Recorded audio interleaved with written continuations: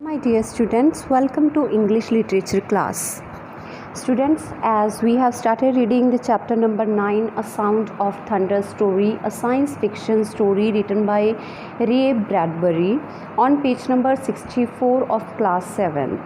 So we have already read the page number 64, 65, 67, 66 and 67, and now reading from the page number 68, the first paragraph. What we have read in the last paragraph that they have started their journey कि वो एक path पे जाएंगे, silver metal path पे, okay और वो चले गए थे उस में पाथ में, और रास्ते में उन्होंने बहुत कुछ देखा था, जैसे प्लैनेट्स वगैरह देखे थे। और उसने बताया था कि हम इतनी पीछे आ गए हैं जहाँ पे क्राइस्ट ने भी अभी जन्म नहीं लिया, और काफ़ी ज़्यादा और पीपल, अलेक्जेंडर, सीज़र, नेपोलियन, इन्होंने भी अभी जन्म नहीं लिया। तो ये सारी चीज़ें वो बता रहा था कि हम प्रेसिडेंट कीथ की जो मतलब जहाँ से हमने अपनी जर्नी स्टार्ट की थी, हम उससे 60,002,055 ईयर्स बैक आ गए हैं। Fine. So Travis was telling everything about on the way कि कैसे वो मतलब बैक जा रहे हैं। Now see, reading from the page number 68, they sat in the ancient wilderness, far birds' cries blew on a wind, and the smell of tar and an old salt sea, moist grasses and the flowers, the color of blood. We don't want to change the future. We don't belong here in the past. The government doesn't like us here. We have to pay big graft to keep our franchise. A time machine is a funky business. Not knowing it, we might kill an important animal, a small bird, a roach, a flower, even, thus destroying an important link in a growing species. That's not clear, said Eccles. Now you see, students, now they reached in the ancient time. What did they see there? Actually they saw they heard the chirping of birds, and उनको एक अजीब सी smell feel हुई। कब smell feel हुई? जब वो पुरातन समय में जाकर बैठे और उन्होंने एंशियंट विल्डरनेस में बहुत सारी चीज़ें देखी, जैसे कि पक्षियों की आवाज़ें सुनी और smell of tar. Tar, what's the meaning of tar? Tar is a liquid substance which is use to make roads. तो उन्हें टार की स्मेल आ रही थी, और old salt sea. That means क्या था कि जो भी एनवायरनमेंट वो देख रहे थे that was related to past. Fine. Now the safari guide told them that they didn't belong there in the past, कि वो पास्ट से बिलोंग नहीं करते। दैट मीन्स वो तो मतलब फ्यूचर से बैक आए हैं। That's why they could not touch anything there. He also made them aware that their business is really very dangerous. If they commit any mistake, they would have to bribe the government for that. Okay, तो उसने बताया था कि हम government को हमारा यहाँ पे आना पसंद नहीं है, क्योंकि गवर्नमेंट नहीं चाहती कि हम कुछ भी मतलब नेचर में कोई भी चेंजेस लेके आएँ। फाइन। तो that's why he started explaining the ill effects of killing a single creature, that if they might kill any animal, small bird, a roach, a flower, even, thus destroying the link in the growing species. But Eccles did not understand what Mr. Travis said to him. Fine. तो जब mister Travis ने इतना कुछ बताया कि हम यहाँ पे किसी चीज़ को टच नहीं कर सकते, चाहे वो एक स्मॉल बर्ड क्यों ना हो, चाहे वो एक सिंगल क्रीचर ही क्यों ना हो, पर मिस्टर एक्कल्स को उसकी समझ नहीं आई, और एक्कल्स बोला कि sorry, I didn't understand.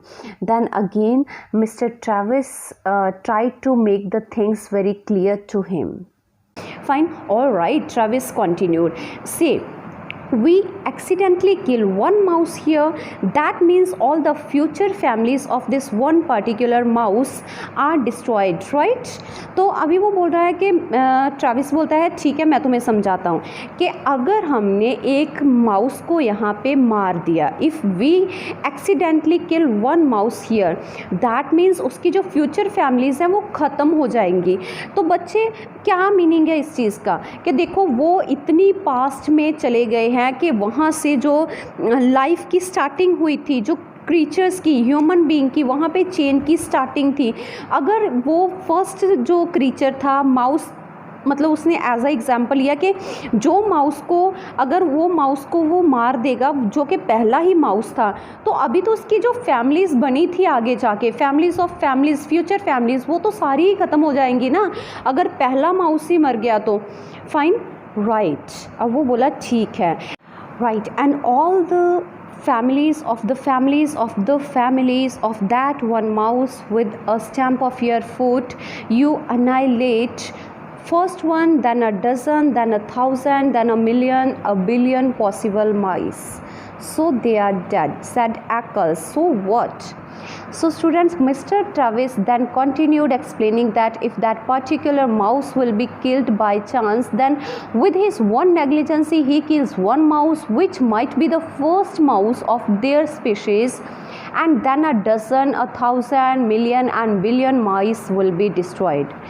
Then Eccles, who did not take it serious, said, so what? मतलब Eccles को कोई फ़र्क ही नहीं पड़ता, वो बोलता है so what, मर गए तो मर गए, हमें क्या। So what? Mr. Travis nodded quietly. Well, what about the foxes that will need those mice to survive? For want of 10 mice, a fox dies. For want of 10 foxes, a lion starves. For want of a lion, all manners of insects, vultures, infinite billions of life forms are thrown into chaos and destruction. You see students, अब वो जो mister Travis है वो कितनी quietly उसको समझाता है कि तुम बोल रहे हो सो व्हाट, तो मैं तुम्हें बताता हूँ कि क्या होगा अगर एक माउस भी मर गया। Mister Travis replied quietly and again try to explain the consequences of killing a single mouse. He just explained that mice are the food of foxes. So one fox wants 10 mice to survive. If it does not get its food, then fox will die, and then lions depend on a fox. Fine. So one lion wants 10 foxes. Then how can lions survive without foxes? Then you see, man, if the species of lion dies, we know very well that lions play a key role in the food chain by helping to control the herbivore population.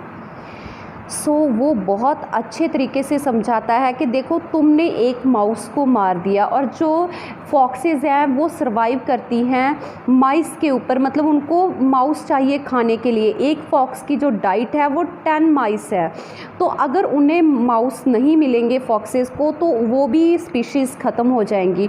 और जो Lions हैं वो foxes के ऊपर depend करते हैं, तो अगर फॉक्सेस ख़त्म हो जाती है तो लाइन कैसे सरवाइव करेंगे। और अगर लाइन ख़त्म हो गए, अरे भाई lions are the like a very lion plays a very pivotal role in the food chain, क्योंकि मतलब लाइन्स के आगे भी फूड चेन बनी है। जैसे बच्चे हम कह सकते हैं ईगल्स होते हैं, हॉक्स होते हैं, दे वांट लाइन्स, तो ऐसी आगे की आगे जो चेन है हमारी वो तो सारी डिस्ट्रॉय होती जा रही है। Fine, so eventually it all boils down to this: 59 million years later, a caveman, one of a dozen on the entire world, goes hunting wild boar or saber-toothed tiger for food. But you, friend, have stepped on all the tigers in that region by stepping on a single mouse. अब वो बोलता है कि देखो अब इसका क्या result आने वाला है कि जब दुनिया की बिल्कुल starting 59 million years later, 59 years के बाद 12 केवमैन थे इस दुनिया में, ठीक है, जिससे ये पूरी दुनिया आगे की आगे बनी थी। तो वो 12 केवमैन में से एक केवमैन टाइगर को हंट करने जाता था अपने फूड के लिए, ठीक है। और देखो अब तुमने तो वो लायंस टाइगर्स ही ख़त्म कर दिए, उसके बाद जो केवमैन, दैट मीन्स जो पीपल हैं वो डिपेंड करते हैं इन चीज़ों के ऊपर। तो by stepping on one single mouse you just destroyed everything, so the caveman starves, तो caveman भी भूखा मर गया. And the caveman, please note, is not just any expendable man, no, he is an entire future nation. तो caveman ऐसा नहीं कि जैसे दुनिया में एक पर्सन मर गया तो मर गया, पर वो क्या थी, बिगनिंग ऑफ लाइफ थी. वो 12 caveman सबसे पहले, मतलब जो हमारे दुनिया जब स्टार्ट हुई थी तो फ्यूचर पूरी नेशन उनके ऊपर डिपेंड करती है. From him would have sprung 10 sons, तो एक केवमैन के नेक्स्ट 10 सन हुए. फ्रॉम दैम 100 सन्स, वो 10 जो केवमैन थे उसके आगे फिर 100 सन्स आए. एंड दस ऑनवर्ड टू अ सिविलाइजेशन, तो ऐसे ही पूरी सृष्टि बनी, पूरी दुनिया बनी. Destroy this one man and you destroy a race, a people, and entire history of life. It is comparable to slaying some of Adam's grandchildren.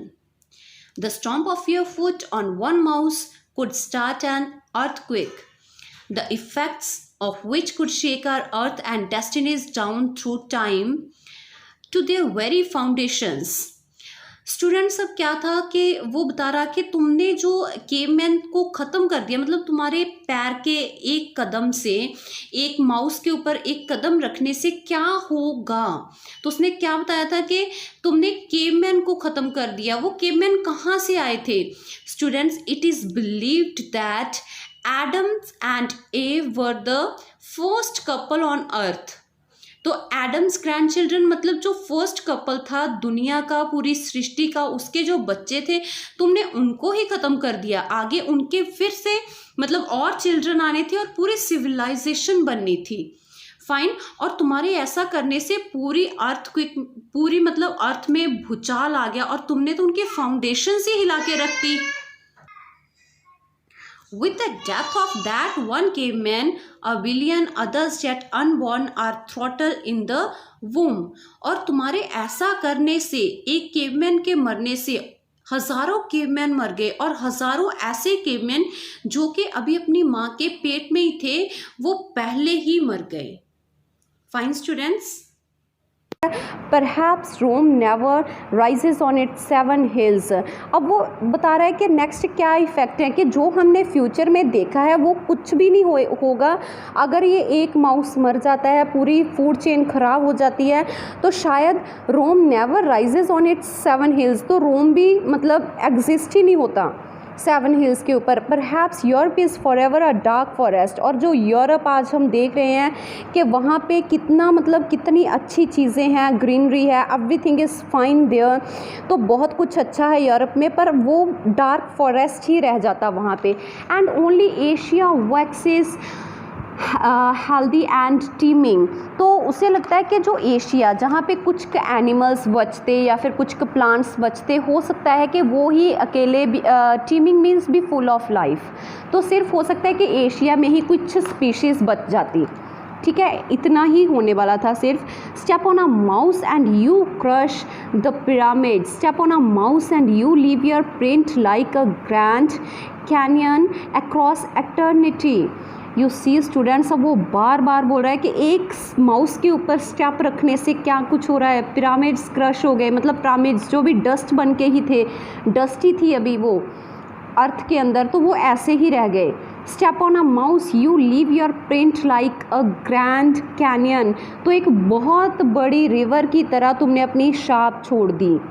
Across eternity मतलब all the time तुम्हारा इतना ज़्यादा इफ़ेक्ट पड़ा, इतना ज़्यादा तुमने मतलब प्रभाव डाल दिया एक सिर्फ माउस के ऊपर पैर रखने से.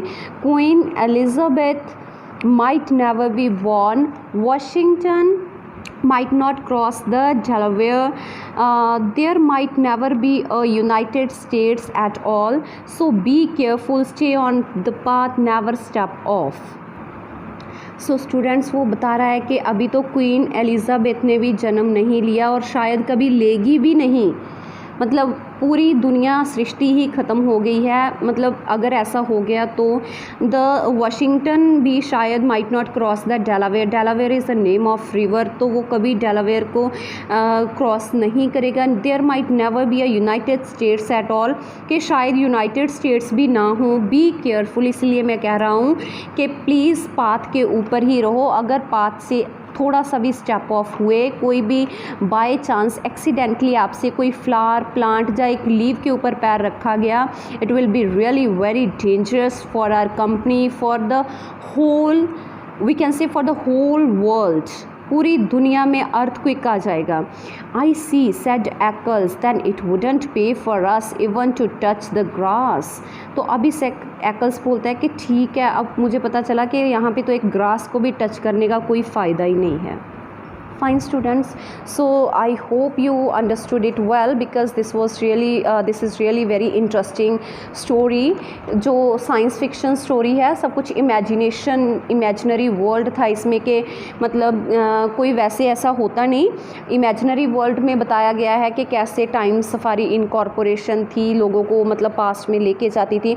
और ये एक मैसेज भी देती है, ये स्टोरी हमें ये मैसेज देती है, we should not kill a single world. हमें सिंगल क्रीचर तो हमें किसी एक सिंगल क्रीचर को भी ख़त्म नहीं करना चाहिए। So please save the plant, save the animals, okay, save the earth. Thank you students, have a wonderful day.